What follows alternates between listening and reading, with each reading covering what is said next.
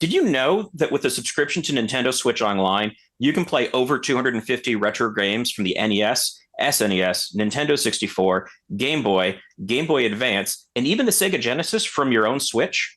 I did, Mike, and that's why I'm inviting everyone to join our epic quest to research and review them all. This is the old switcheroo, where we're talking gaming retro with Mike and JMO. I'm Mike. And I'm JMO. I'm a public school teacher and retro gamer with over 3 decades of button mashing under my belt. Using modern conveniences like save states, rewinds, and all things wiki, I strive to roll credits on every game in the retro catalog, trolling for Easter eggs and behind-the-scenes trivia along the way. And I'm a PhD trained scientist that's gaming retro. We'll discuss the box art, and I start off my gaming experience by reading the instruction manuals, just like we used to do on the car ride home from the store. You also play like they did back in the day, which means no save states, no rewinds, and a lot of passwords scribbled by hand. We'll cover all the Joy Pros and Joy Cons, ending each episode by rating the games as either a Nintendo or a Nintendo don't. And don't forget to play along, because your voice counts too. Find us wherever you get your podcasts, on YouTube and even the TikToks. So we hope you'll join us next time on The Old Switcheroo, where we'll be talking gaming retro with Mike and JMO. I'll be Mike. And I'll be JMO. Game on, everyone.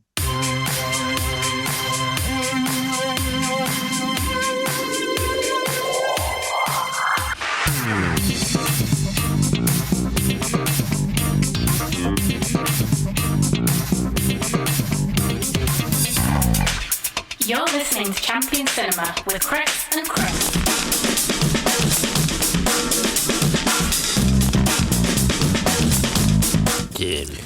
Jamie. Hello, folks, and welcome to the Christopher and the... No. Hey, man. Start again. It's been like 7 weeks now. Come on. Hello, folks, and welcome to Champion Cinema. I'm Chris with a Charlie C. Oh, I'm Chris with a Catherine Cortez K. I knew you'd use that. Perfect K for you there. Catherine. Catherine with a K. She's basically the best character in the movie as well. I was going to say that. Yeah, she is. Yeah. Should have been the main character. Critters 3 and 4 today. What a double bill.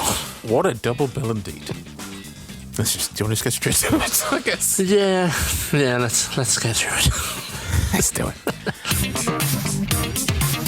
Champion Cinema. So Critters 3, released in 1991, runs for 1 hour 25 minutes. Just the magic number for these movies. They're all 1 hour 25 minutes. Directed by Christine Peterson. She was female director. Looked her up. She was assistant director on a few of our faves. Bill and Ted Again, Excellent Adventure, Tremors, and Chopping Mall. She's done some good work. What a catalogue of work. Yeah, exactly. Yeah. It stars Amy Brooks as Annie. Leonardo DiCaprio as Josh. Yes, that's right. Leonardo DiCaprio. It's not a fucking surprise. Everyone knows he's in this. Yeah, it's one of them like things that people do know, isn't it? Yeah. Don Keith Upper back once again as Charlie. Christian and Joseph Cousins as Johnny, twins, pulling double duty there to get around child labour laws. John Calvin as Clifford, Catherine Cortez as Marsha, Jeffrey Blake as Frank, Diana Bellamy as Rosalie, and Bill Zuckert and Francis Bay as Mr. and Mrs. Is it Menges or Menges? I can't remember anyone's name. Menges? Menges. As Mr. and Mrs. John Menzies. What's about? When a family are travelling through Grover's Bend on their way to their new home, they pick up some unwanted hitchhikers. No, not Charlie and Ugg, but some critter eggs. Basically, the movie is Towering Inferno, but with critters. Okay, first thing. Where did these eggs come from? Yeah. I mean, this is going to be a bit of a weird one. We should probably just so criticisms of the movie. Yeah. Launch into it. Because, I get that there was no sequel bait at the end of the second one. Nope. They just kind of were like, that's the end, no more critters. Because I was honestly waiting, like, are they going to say, they must have laid these eggs during the first movie? Like, that's why there's random eggs. Yeah, but no. But that would mean like all these eggs just hatch when a sequel is needed. Yeah, and also though, technically it doesn't start with critters' eggs. I'm assuming there is a critter because they do like POV stuff. Yeah, that's right. Yeah. Yeah, and so I guess a critter is supposed to have laid the eggs and then it gets stood on, is it? Or am I misremembering? I know it gets crushed, doesn't it, when the van gets lowered down? Because I did think that crushed. actually when you get those POV shots, because it kind of sounds like, I don't know whether they did this on purpose or it was just something they never got around to explaining, but it almost sounds like the critter like sounds fucked, basically. Yeah, like yeah. he's some critter that's been left there and he's just like starving. I wonder if there was something cut. It feels like there was, because yeah. otherwise, like, how the fuck is the eggs? Why is there a critter there? You know? Yeah, just weird / no setup. I mean, I was going to save this from criticisms, but like I said, I don't think either of us are going to have anything that positive to say about the No. movie. So my main criticism is, from a business standpoint, I understand 2 Critter sequels back to back. We've got this franchise that's making some money. But like, from a storytelling standpoint, 3 is fucking pointless. Yeah. It's ironically, it's like something I was talking about. When movies, the sole purpose of a movie is to set up the next movie. Essentially, it is, in some ways, basically the last 10 minutes of this movie set up the next movie. Yeah. They wanted to do that, but they didn't know what to do with the movie itself. Yeah. So they just did a bunch of stuff. So it's just like another occasion of just critters attacking people. Then they set up the 4th movie, which kind of seems like really there should be 3 Critters movies, and Critters 4 should be what Critters 4 is, which is, it's literally the last 5 minutes of this movie is the start of Critters 4. Yeah, that's so weird. They should have just done it a different way, like had Charlie like in the middle of nowhere and he discovers this critter that's been left behind and there's eggs, and then gets the call from Ugg. Do you know what I mean? Yeah, When yeah. it was over and I was watching the 4th one, I was like, God, Critters 3 is pointless. It really is. And it's such a shame, because I do appreciate that they change the setting. It's set in an apartment building. There's something they could have done there. Yeah, that's always I a good feel. thing to do in a franchise. You know, Yeah. like, oh, let's freshen it up. Like, where's it always set? A summer camp. Or let's set it in the city. Like that kind of thing. You know what I mean? Yeah. But they just never really do that. God, the cast. Let's just start with the cast, I guess. Yeah. We'll work our way through. I mean, Leonardo DiCaprio's first ever movie. Yeah. It blows my mind that he's the same age as the girl. They're both 17. That's what I was thinking. I was like, you look about 12. Like, what on earth? Girls really do mature faster than boys, I suppose, because she does not come off like at the same age as him at all. Yeah. Really weird, like, subplot about bad dads in this Well, movie. that's what I was going to say. Both 3 and 4 have like father issue storylines running through them, and they're both written by David Shaw. I wonder if that's his deal.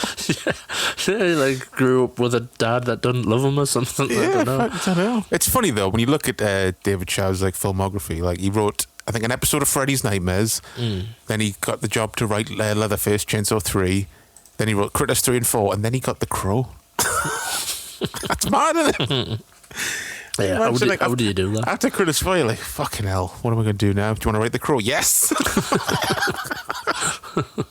Very strange. I mean, we should use the term loosely, right, Critters 3 and 4. I want to surprise you. I thought Critters 4 was okay. Oh, God. We'll get to Like, after this... I was like, suppose. you know what? It's- That I was fun. suppose. Don't get us wrong, I have problems with it, and I wish... I'll get to it later. Yeah, hold that thought. One interesting thing about these 2 movies is they shared a cumulative budget.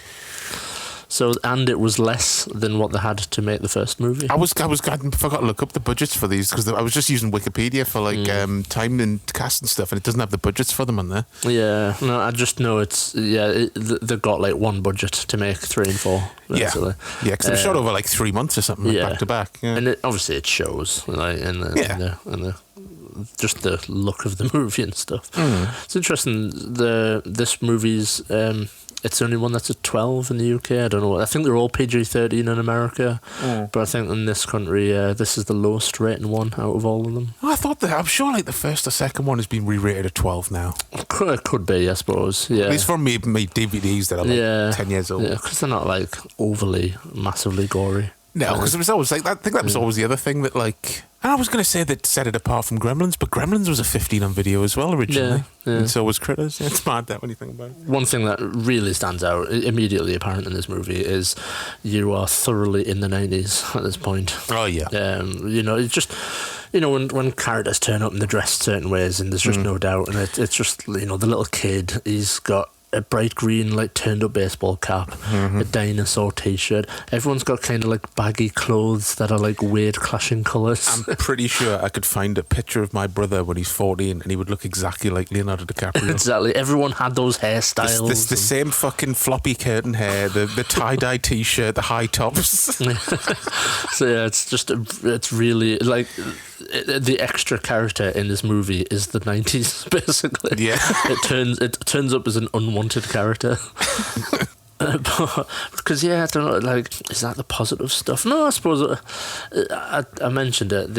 I really like the Marcia character. I think the movie could have done better if it was framed around her. Yeah, definitely. And especially considering, she seems like she's going to save the day. Then they just use her as like a punchline where she's just hanging upside down for 15 minutes trying to reach a phone box. Yeah, it's like probably the best bit in the movie for me. That got a laugh out of us, I should say.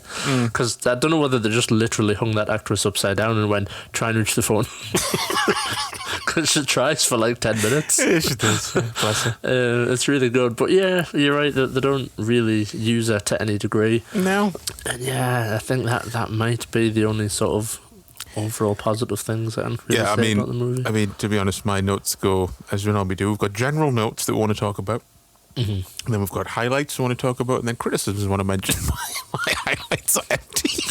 That's the first time ever that my highlights have been empty. And I don't want it to come across like it's a fucking abomination. It's just fucking very meh. Yeah, that's the problem with it. The Frankie character, I just want to say. What, the handyman? Yeah, I was going to say, I know it's him because he just sounds like he's doing a fucking Andrew Dice Clay impression the entire time. I've in my notes, I just wrote waste of footage and a racial stereotype. Basically. Frank? Yeah, the like I said, the handyman guy. Yeah, because he's just like, hey, I'm Italian. I get you. I'm semi-untrustworthy. He's just doing the fucking Andrew Dice Clay. Spitting and go, hey, it's the Critters. Ow! Is he I'm trying to think. Is he the only person that dies in this movie? No, the shithead dad dies as well, doesn't he? Yeah, actually. Yeah, that is one like plot device. I thought it was like it's not like amazing, but it worked. Where like he's trying to get them all to move out of his apartment building so he doesn't have to pay them. Yeah. So he goes in and turns all the electricity off to get like just put the shits up them right when all this is kicking off. I was like, that's pretty good, a good little moment. Although basically they're just doing batteries not included. It's like the same plot of batteries not included. There's like an evil person that's trying to get the family out, and like there's some in that one. It's like some Hispanic guy who's trying to get them out, like a Hispanic racial stereotype. Basically, they just flipped it on the head and got a different stereotype instead. But yeah, it's at least there's something running through the movie though that like holds it together a little bit, like a subplot. There's a reason for them to be like trapped in the dark with no electric and stuff like that, rather than just going, the Critters hit the fuse box again. Something really simple. Yeah, definitely. But again, they never really quite nail that.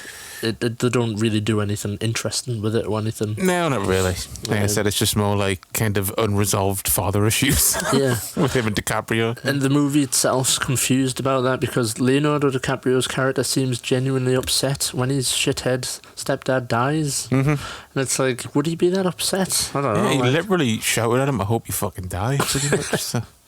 Yeah, so again, it's like it's a bit confused about how characters want to react. Do you think his dad looked like his stepdad kind of looked like a proto J.K. Simmons? Yeah, a little bit. The little mustache and stuff. Yeah. The little haircut. He would have been a great J. Jonah Jameson in the early 90s. But yeah, it's just the like low-hanging fruit of like the overweight lady and stuff. No, yeah. And it's just like, well, I'm surprised they didn't do stuff like she couldn't get in the loft because she's too fat or something. Yeah, or, they kind of like almost go there, like they're struggling to get her up there and stuff. Yeah.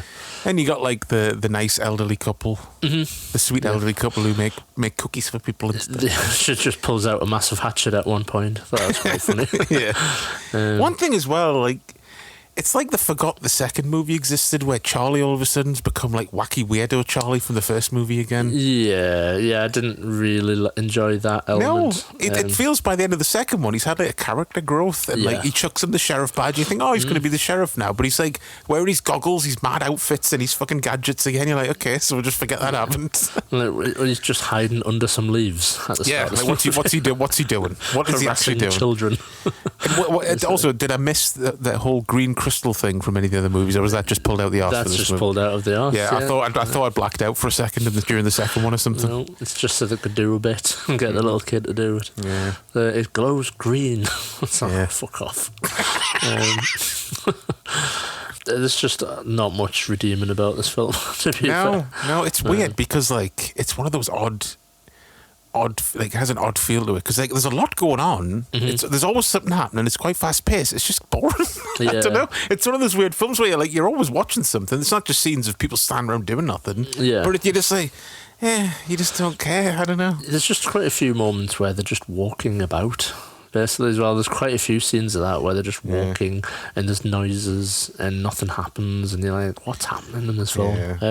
And then even when the critters do stuff, nothing really interesting happens. So they have the obligatory Gremlins kitchen scene. Yeah. Nothing like one eats washing up liquid.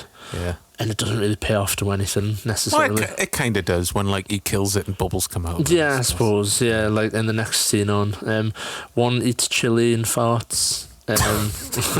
Okay, yeah, I suppose low hanging fruit, but one gets a pie in the face, and then a whole bunch of them just get flour sprinkled all over them. Yeah.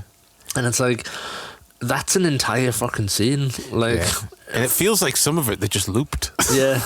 And it's like, did they just not know what to do? They just That's what I mean. That's what I mean with that scene in the second one in the burger place. That's the only one that works. Yeah. It's like kind of funny and it's not too long. Yeah. Every film, I don't think the fourth one does, but at least the first three have a moment where they're like, here's the critters being wacky. And like the 1 and 3, you're just like, okay, what's the... Yeah, what's it just the goes point? on and on and on. Yeah. I suppose they do something different where one of the critters sings at some point. Does it? It does like a high pitched sing, but it's Oh, yeah.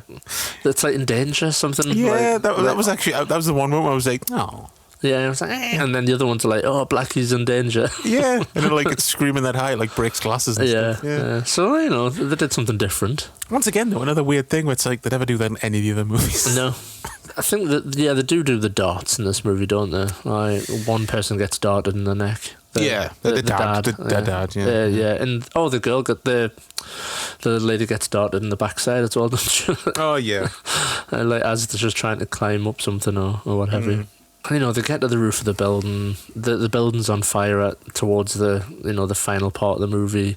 So there's some extra danger there. Have to get out of the building. Again, it doesn't really amount to much. They just get to the roof. There's just so many bits that are like weirdly. Like, it feels like they need another pass at editing or something. Like, you know the bit where the Rosalie character's like in the basement, she gets all tangled in the washing line, and there's like a critter biting her on the leg. Yeah. Like the Amy, is it Amy? The girl. Yeah. Annie, sorry. Oh, is the actor the, Amy? the actress is Amy, yeah. Her coming to her rescue, she just like sort of hears her like screaming for her life and just goes, oh, no, that is, and just strolls around the corner and goes, it's just like, and it's very casual and like, it's supposed to be a tense moment, but it's just not. It's so weird. And Rosalie's just going like, ouchie, my leg. Yeah, like, actually, I skipped over that in my notes. Yeah, like, did she just not have any direction about It like what a feels reaction should really be? odd. Like everyone's underreacting to what is like should be like a high tension moment. It's really weird. And like it's really chaotic, the editing in that scene as well. When like she's getting mauled, it's all like really fast, weird edits and cuts. It's all over the place. Like it's hard to tell what's going on at certain points. Yeah, very strange. So you can't really blame some of the actors involved in the movie because they're probably just were told to do certain things and they didn't really know what they were supposed to be doing and stuff. Maybe. I love that at the end of the movie as well. Like Josh's mum turns up. No, I guess nobody told her that like her character's husband's supposed to have been. Recently. She does. She says, she goes, my husband, my late husband, and then just carries on talking. It's just like she's just totally over him. Like, well, it's fine. She's like, he's a wanker. I'm kind of on his side. He was a bit of a dick. There's no reaction at all. I think like the paramedics should have been like, or the firemen should have been like, we don't actually know for sure if he's dead yet. Like we've only just gotten here and we're putting the build. She's just like, he probably is. But I suppose that the big setup for the movie is literally the end. It's like a 90-minute fucking prologue for part 4, basically. It's so weird that. Did it infuriate you that it kept freeze framing? It always pisses me off. During the credits, yeah. There's something about it. I wish they'd just put that scene like after, you know, did a Marvel thing, just have like a little bit of credits and then do a stinger. The fact that it keeps freeze frame really just pissed me off. I was just like, We just like fucking gripping the couch. something about it really great. Fucking pause it. I think it's the fact the pauses in like the worst places. Yeah. Like somebody mid-sentence and it's like Charlie's about to say something and it's pausing and it's like, oh, that's so irritating. So like my memory has just been irritated like right throughout the movie, but like right at the end it like properly like just doubles down and try and push you over the edge. I mean, that's another big criticism of this movie. That's the only bit Ug's in, is a little hologram. That's it. Right No at the Ugg. very end, and it like spoils itself because they show his name in the end credits before you actually see him. Yeah. It's like a dickheads. It's interesting that the tone of the film, it's almost like when it cuts to that stuff, you think, oh, I wish the whole movie had just been like this. There's something about the feeling, the way they've shot it and stuff. What, the scene of him like going through the burnt building and finding the eggs and stuff? Yeah, something about that tone of that last scene where you're like, oh, this is interesting. It suddenly feels like the movie like means more, or I don't know if it like, because obviously it's a different director for the fourth one. It makes us wonder if they shot that for the fourth one. Yeah, and it's like that's why it feels a bit tonally different. Yeah, because I will say the fourth one like is more serious and a bit darker. I wouldn't be surprised if that was shot on the shoot for part 4. Yeah, and then they've just tagged it on, sort of thing. But I was just imagining like the audience like eagerly getting the coats on at the end of the movie, and then like those freeze frames happening. And then them just like waiting and going, oh, there's more. And imagine after the second freeze frame, they'll probably like, fuck it, and just left. It's like, who's hanging around for all that? Well, that's the thing. I don't think 3 or 4 had theatrical releases, at least in America. I believe it. Yeah. You know, there's just some countries where like they still get theatrical releases where they go straight video over here. So, but I don't think it did America, UK straight video. But what a blemish on Leonardo DiCaprio's career. It's one of the best movies he ever did. I mean, it's, you know, he's a young actor. You've got to start somewhere, I guess. Yeah. You shouldn't be too horrified by it. He generally does okay in the movie, I guess. He's fine. He's a kid actor and he's good. You know, you're not surprised when like he's good in it because it's Leonardo DiCaprio. He's a good actor, so he was bound to be a decent actor when he was a kid. Even for his very first movie, bless him. I would love to be like a interviewer that just went around to press junkets and just make a point of asking big A-listers about their shitty first movies. Yeah. Like, you know, DiCaprio's trying to like promote the next Nolan movie or something, and I just keep asking about Critters 3. See how quick I can get chucked out. Just like, what was it like working with the 2 young children, and did you ever get the names mixed up? He's like, what are you talking about? You know, Critters 3. Yeah, Christian and Joseph. Did you ever get them? What were they like on set? It's like, I mean, even at that age, how old were you? 17? Were you only interested in dating women under 25? Champion Cinema. But as for the Blu-ray, once again, in the Show Factory set, you got a commentary. You got a 30-minute making of. You notice how the making ofs are getting shorter. Yeah, it's like nobody wants to know. Tell you what it was say. And that's pretty much it. Just a making of and commentary. At least it's got something though. That's good. Yeah, it's I never like it when you get a franchise box set with like, and the lesser known ones that got fuck all on them. I hate that. Like, give every film at least the due a little. Yeah, something. I wonder who's the commentary by. Is it the director? I think it's the director. Yeah, most of them have director's commentaries. Yeah, oh, that's interesting. Yeah, I would be interested to like hear, you know, what problems they faced in making this film and stuff. Yeah, because it obviously had a budgetary problem. Oh yeah, and things like obviously. Yeah. Interesting. I guess we'll move on.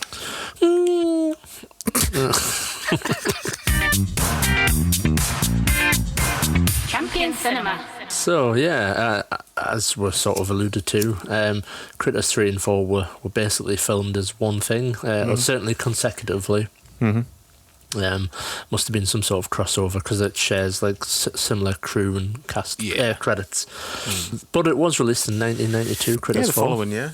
And it's funny that we were saying recently, we should probably move out the 80s, go to the 90s, and the first time we do is Critters 3 and 4. yeah, we're in the 90s right now. Yeah, we're in the 90s now. Brought the streak. So again, coming in 1 hour 27 minutes, that magical number. Directed by Rupert Harvey this time. Rupert Harvey. Yeah, Rupert. starring top billing this time. Yeah. Don Keith Upper as Charlie. Terrence Mann as Ugg/Counselor Tetra, I think his character was in this movie randomly. Paul Whithorn as Ethan. Anders Hove as Rick. Angela Bassett as Fran.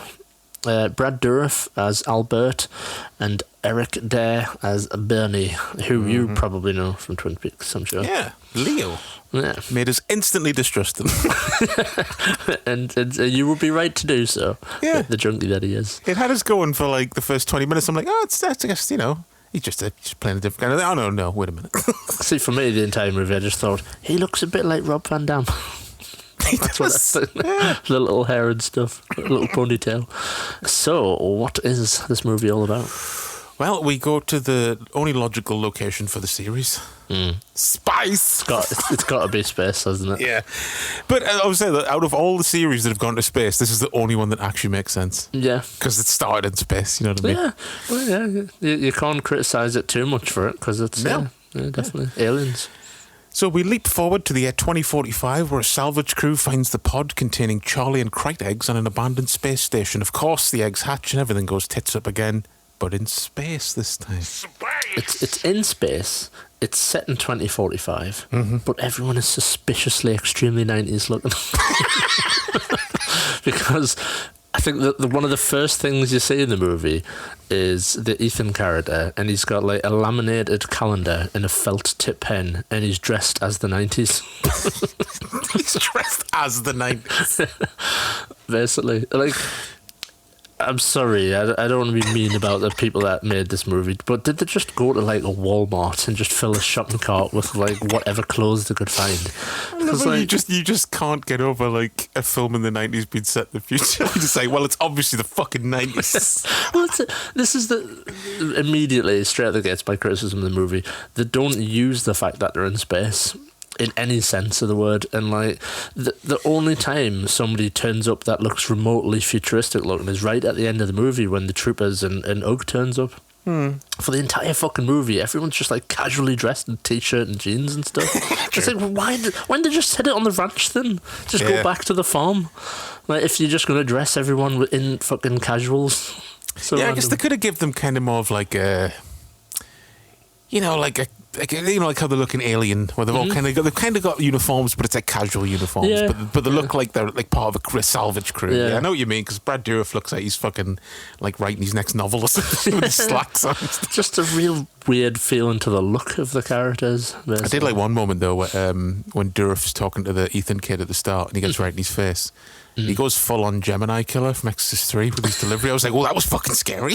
He's still got some Exorcist 3 remnants going on there. Yeah, he's like, bless him, he stands out a bit, doesn't he, in this film, Brad Dourif, as the one that can act, basically.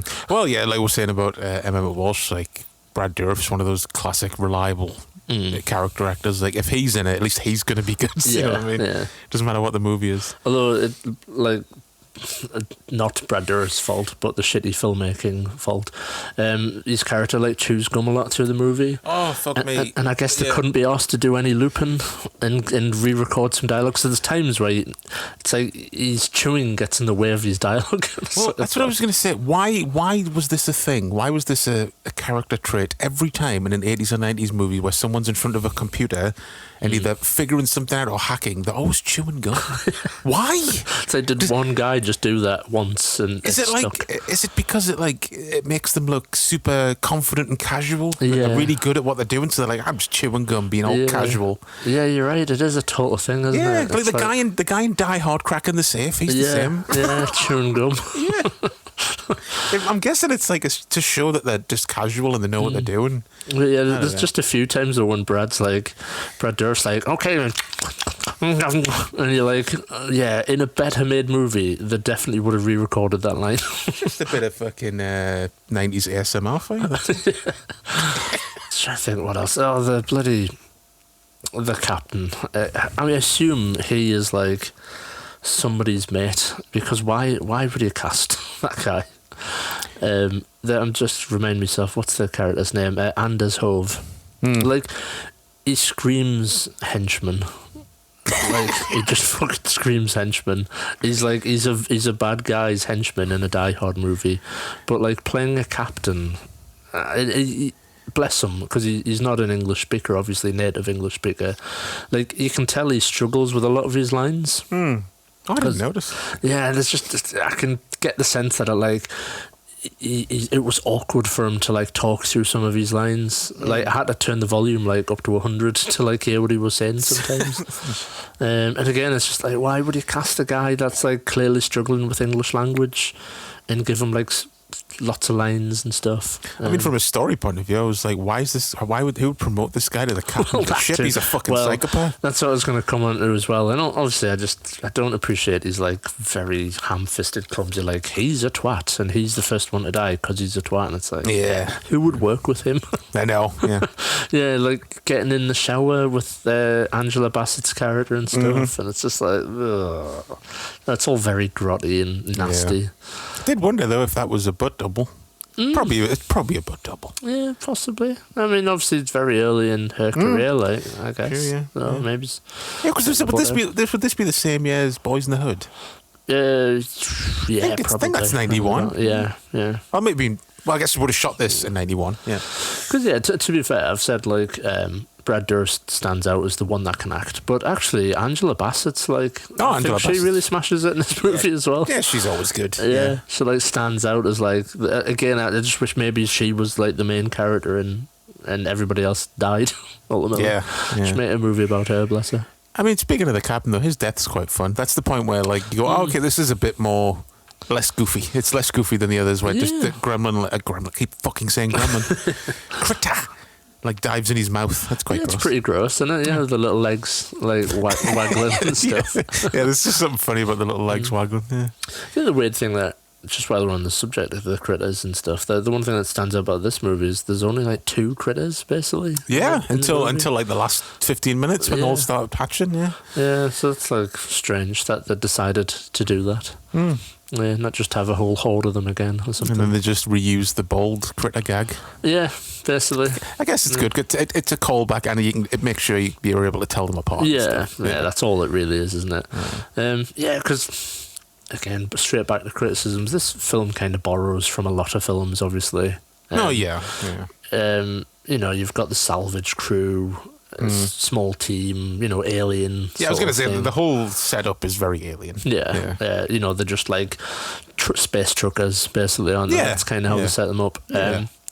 But like, there's other stuff that I really dislike. That's like annoying. The soundtrack is like fucking awful. They keep using like Blade Runner-esque music. Like the synthy, like, is it like a synth? It's supposed to be like a synth saxophone, maybe. I don't know what that noise is, but the very Blade Runner-esque sound. Yeah. But then there's like ranch music. Like, it keeps going back to like, you know, like bang bang bang bang. You're like, what does this film want to be? Is it sci-fi? Is it Blade Runner? Is it Alien? There's a bit when there's like loads of chains hanging down. And it's just like clearly they're trying to do like an Alien sort of callback with chains when Thingy dies. I can't remember the character's names. It's gone on my head. Bert. You know what I mean, from Alien. Yeah. So yeah, it's just like, it's not in a good way that they borrow from other films. It's like, it just makes you think, oh, I wish I was watching them. Yeah. It's one of them sort of films. Yeah, my main problem with it was like, because I liked the whole setup. And like, I love the atmosphere. Like, I always like movies where it's like a crew on a spaceship, like Alien, like I think you said, like space trucking type of stuff, like an ensemble cast of a crew on a ship. And then I was reminded, like, oh yeah, it's critters. I don't want this to be a critters movie. I want it to be some other fucked up creature. Yeah, you know what I mean. That was kind of the problem with it. I wish it wasn't a critters. I wish it wasn't Critters 4. Yeah, I wish it was just some random sci-fi B movie from the 90s. Yeah, because that sort of setup's always good. It's like the haunted house sort of thing, isn't it? Really, where they're like, I like the idea of them like going to a space station, but it's been abandoned and something has happened at the space station, but you don't know what. And it's just like last time we were talking about Life Force. It's got the exact same setup. It's always good. Yeah. It is a good hook. It does get you like thinking, ooh, what's going to happen? Yeah, exactly. But yeah, I'm just thinking, you know, there's other aliens things that's just occurred. It was like the whole fact that Charlie's supposed to have been drifting in space for 53 years. And that's just like very like aliens, isn't it? Yeah, of course, yeah. With Sigourney Weaver like adrift like 52 years, I think, in that movie. She's supposed to have been adrift. Like really strange. But I think that the really annoying thing that is like 55 minutes into this film, the plot just kind of gets going. Not much happens for basically an hour, which is crazy. It's only when like the Ugg character turns up and you know, wants the creatures and stuff that you feel, and they get into the lab. And there's something like experiments have happened in the lab and stuff, and it's like you feel like at that point the film starts to find itself. Yeah, and you're like, it's too fucking late. Like, we're into the third act here. You can't be establishing the story at this point. I was very disappointed though by Ugg's heel turn. I did not like that at all. Yeah, he's just a totally. But you see, I think that the big mistake in this movie is Ugg should have turned up much earlier, and it should have established he was a bad guy, because there's interesting setups. Like, I like the stuff when he says to Charlie, like, "Things change, Charlie. Things change." Yeah. And then when he kills Ugg like 10 minutes later or something, and he's like, "Oh, things change, Ugg, things change." But it's like, if they'd done that like more separated, the like bookending the movie, it just would have worked basically a lot better. Yeah. But I get what you mean. Like, yeah, I think everybody was in for just seeing that character again and turn him into a bad guy. Kind of makes And things. like him and Charlie reuniting and stuff. Because like in the second one, it seems like they're quite good mates. Like, they become close, like being bounty hunters together and stuff. Yeah. Even though Ugg is kind of like humanoid the way he acts, he seems to he becomes more human as the second one goes on. So I was just like, oh, come on. Yeah, so they're trying something different, but not the right thing. Yeah, at least they tried something different, I suppose. Yeah. I like the scene where I don't know if it was deliberate or whether it was clumsy, but they're trying to set up that Charlie like nose guns. You know, when like somebody, can't remember, Brad Dourif character lifts out the Colt pistol or whatever it is. Yeah. And he's like, "Oh, do you know guns?" And Charlie's like, "Oh yeah, you know, I know what I'm doing with guns." But like the first thing he does is he like visually inspects the barrel by just pointing it at his face. Yeah, like, I think that's probably just a little piss take. Hopefully, because like he's definitely not an expert in guns. Pointing it at his face. It is quite funny though, and this is why I think maybe it is a deliberate thing, because obviously he like shoots the ship and like basically fucks them. They're stranding them there. What did you think about Brad Dourif dying though? Yeah, I wasn't. Like, I wasn't too pleased about that. It was a bit too blunt. I was like, "That's Brad Dourif, for fuck's sake." It's Put just some like, respect on his name. It's just such a like pointless way of doing it. He just rushes Ugg and gets shot, and you're like, he'll come back. Ugg just goes like, full no. Hans Gruber on him, basically. He's like, okay. He slaps. He gives a big ass open palm slap to Angela Bassett. Yeah. It's just like, Jesus. Yeah, just knocks her out. And then just blows Brad Dourif's character away. It's like, God, brutal. That was a weird moment, though. Where, well, first of all, in the first time we meet Ethan, he's juggling. So you're like, well, that's coming back. yeah, true. Set up and pay off. So he comes out, he's juggling the eggs, because that's what Ugg wants. Like, they're the last eggs. And he's got the gun in his back pocket, and he's like sliding over to Angela Bassett's character so she can get the gun. And I'm like, oh, there's like one bullet left or something. Yeah. Which there is, because Charlie uses it in the next bit. Yeah. So she just takes the gun and smacks him. Yeah, like she didn't get the post-it note that says shoot him in the head. Yeah, it's weird. I guess just because they want Charlie to be able to shoot him. Yeah. But it just feels really awkward. Yeah, they just knock him Like, out. if someone's like standing in front of you, hinting, grab the gun, your first thought is going to be, I'm going to smack him in the face with this. Maybe I guess- she's never seen a gun. Future lady, maybe. But I guess it's sort of, it's revenge for him cuffing her 5 minutes true. earlier, I suppose. It just all felt a bit awkward. Yeah, no, you're totally right. Yeah, it's like not really done right at all. Yeah. I made the joke. I wonder if that actor got the part because he was the only one that could juggle, basically. When they're doing the casting, they're like, "Can you juggle? Can you juggle? Can you juggle?" And then he was like, "Actually, I can." And they're like, "You're hired." Yeah.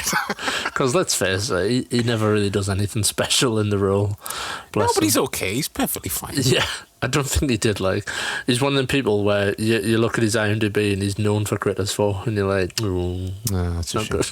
Yeah. So bless him, he didn't do much after this. It didn't do much for his career, we'll say, this movie. Angela Bassett went on to some great stuff, though. Yeah. Well, you know, I suppose more recently for me, she was like Thingy's mum, wasn't she? Black Panther's mum. Yes, that's right. Stuff. Yeah, but yeah, she's been in a whole ton of stuff, hasn't she? Yeah. Yeah, like one of them proper working actors. Oh, yeah. Like yeah. you look at the IMDb and it's like 20 things each year or something. She's in. It's like Jesus. And then, like, you got, you know, like, did you ever see the Tina Turner biopic she did in, like, the 90s? No. What's Love Got to Do? That's No. She's really good in that. Yeah, It's kind of, you know, it's hard to sit through because, you know, yeah. Ike That Turner horrible stuff. Yeah. beaten and raping her. Yeah. She's fucking awful. Yeah, but she's fucking great in the movie. Yeah, I could say like I said, she stands out as like I just want to watch a movie about her battling critters because like she's really good in it. She stands totally. out. Yeah, definitely. Yeah. I wrote me notes at one point. Rob Van Dam goes off somewhere to find skateboards and stickers that say "Don't have a cowman," and then in brackets, nah, really, he's just looking for drugs. Looking for drugs. Yeah, he just gets it. I don't know. That's another thing where like they just kill him, but nothing interesting. That whole scene, you're just like, what's going on? He's just looking for drugs and then he dies. Did you get the impression that, like, 'cause I said I was expecting because it's him and I'm so used to him as Leo in Twin Peaks. It's like, oh, he's going to be a wrong'un. And then I was like, oh no, he seems to be just like one of the crew. Yeah. And he seems normal up until the point where, like, Charlie realizes everyone he knows is fucking dead. Yeah. And he's just like, they're dead. Their history. And he's just like being really harsh. But Yeah. I'm like, all right, so he is a dick. Yeah, it's like they don't know what they want to do with that character. They changed their mind while shooting, going, nah, you should be more of a twat. Yeah. Sorry. Just berate him because all his family and friends are dead. I just always hate movies that, like, you know, clumsily set up that people are bad guys by getting them to, you know, like, hold a puppy up and punch it in the face, sort of stuff. Where you're like, oh, I get it. Right. They're a bad guy. I love that's always your example. Punching a puppy in the face. Basically. The only time I'll give it a free pass is in the movie Speed. When he needlessly shoots that guy at the start of the movie. Stabs him in the head. Stabs him in the head, sorry. With a fucking screwdriver. It's the most needlessly brutal bit in that movie. The Jesus. guy's all like, I'm going to retire next year. Here's a photo of my boat I'm going to retire on, and I've got a loving daughter. Here's a picture of my newborn grandson, isn't he? It's just like, it just really wants to nail home that he's an utter bastard. That guy. Yeah. When in Speed, you didn't even have to. All you have to say is Dennis Hopper's the bad guy, and you go, oh fuck, all right. So, Oh, yeah, you didn't need much, did you? Yeah. Once you realise yeah. it's Hopper. Like, Middle-aged Dennis Hopper's the bad guy. Fuck.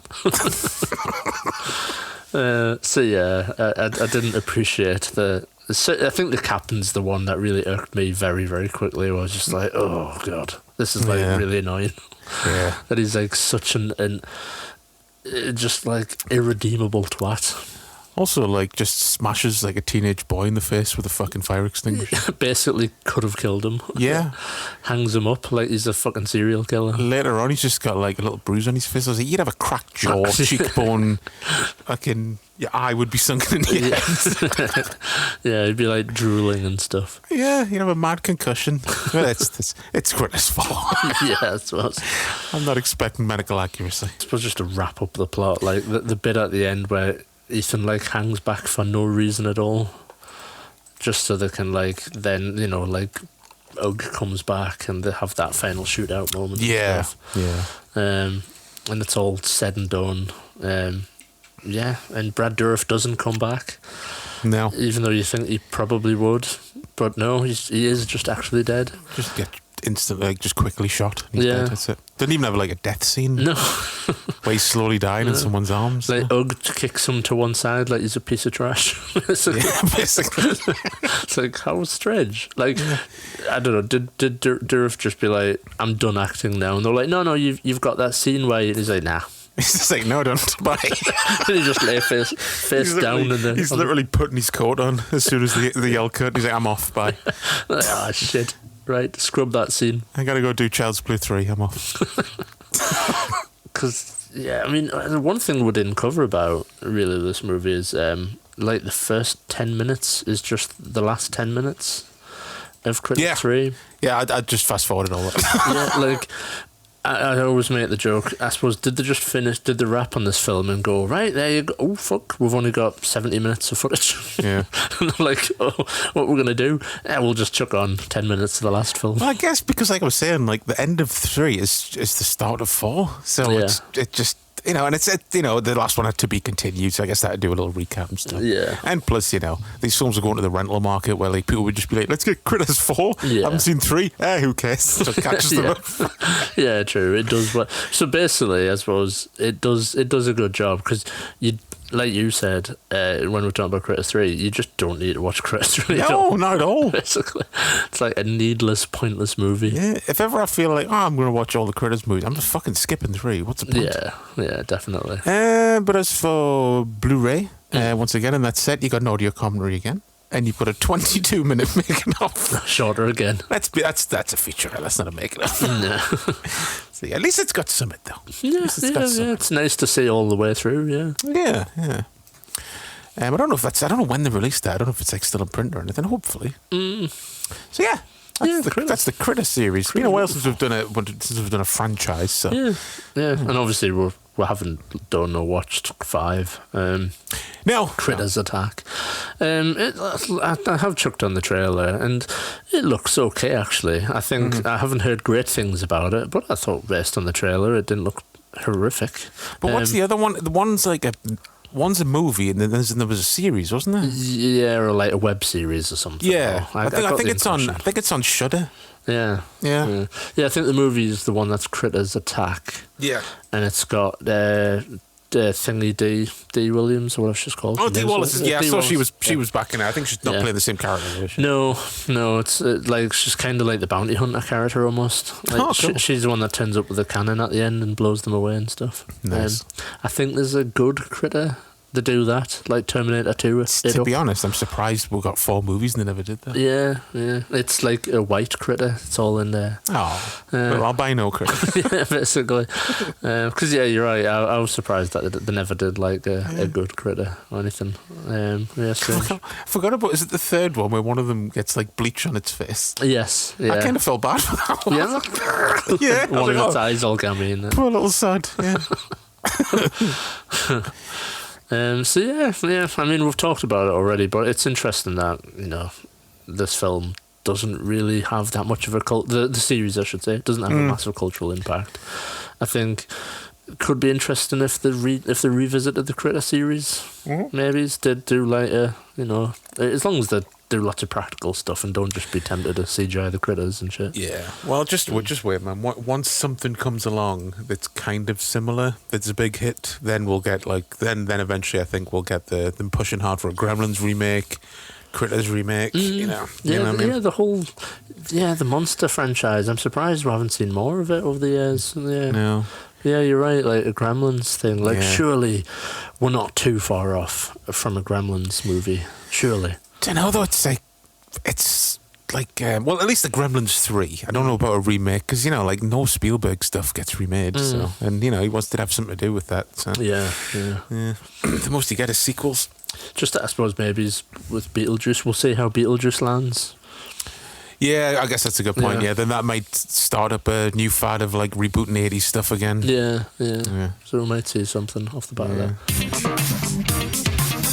Champion Cinema.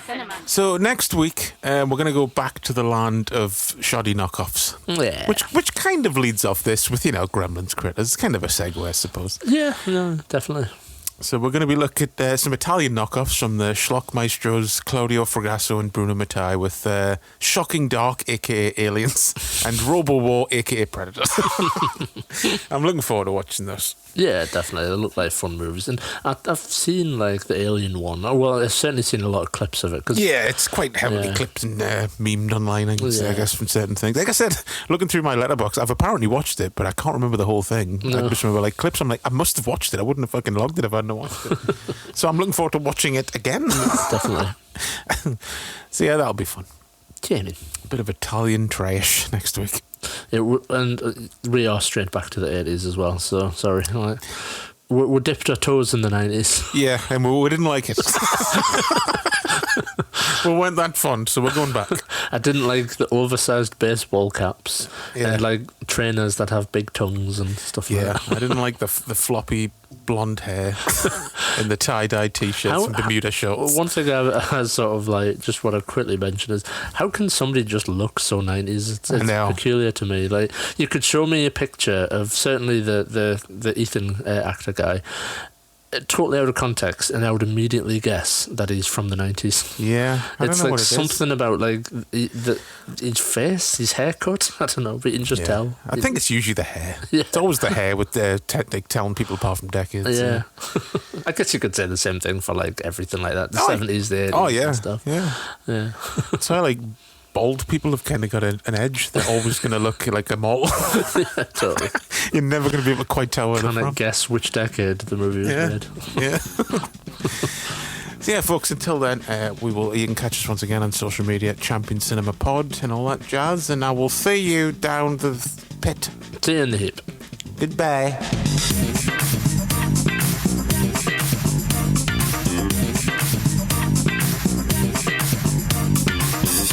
Champion Cinema.